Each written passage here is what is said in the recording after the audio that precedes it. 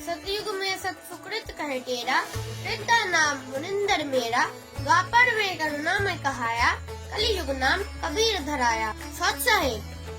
নমস্কার দর্শকগণ, আপনারা কি জানেন পূর্ণ পরমাত্মা কবির সাহেবজি 4 যুগে শিশুরূপ ধারণ করে লীলা করেন? ঠিক তেমনি তিনি জ্যেষ্ঠ সুদী পূর্ণিমা শীতে সন 1398-তে লোহর তালাবে নিরুন্নিমাকে প্রাপ্ত হন।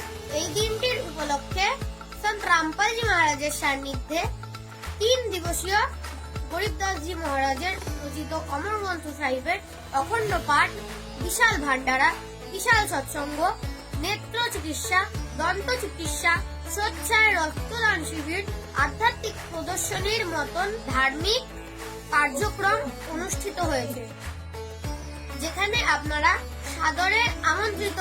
সতলোক আশ্রমের ঠিকানা ধনুষা, নেপাল। ধন্যবাদ।